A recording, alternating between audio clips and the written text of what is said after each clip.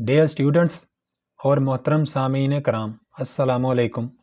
پاکستان میں کورونا کی بیماری دن بدن بڑھتی جا رہی ہے۔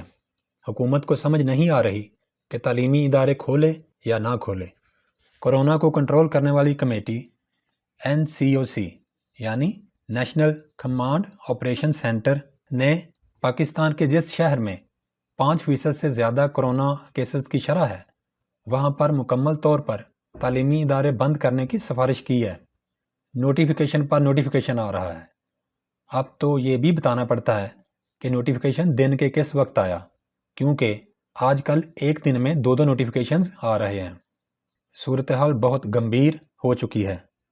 پنجاب کی بات کریں تو آج 25 اپریل 2021 کو دن کے قریباً 1 بجے پنجاب کے وزیر تعلیم مراد راس صاحب کا ٹویٹ آیا، جس میں پنجاب کے 25 اضلاع میں سکولز بند کرنے کا حکم دیا گیا ہے۔ آج کی نوٹیفیکیشن میں مندرجہ ذیل باتیں کی گئی ہیں۔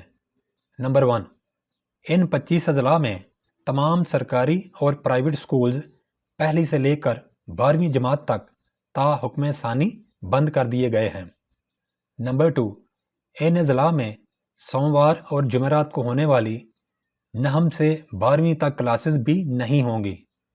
ان 25 اضلاع کے نام سن لیجئے: بہاول نگر، بہاولپور، بھکر، چکوال، ڈیرہ غازی خان، فیصل آباد، گوجرانوالا، حافظ آباد، جنگ، قصور، خانیوال، خوشاب، لاہور، لودھراں، منڈی بہاؤالدین، ملتان، اوکاڑہ، پاکپتن، رحیم یار خان، راولپنڈی، ساہیوال، سرگودا، شیخوپورہ، سیالکوٹ اور ٹوبہ ٹیک سنگھ۔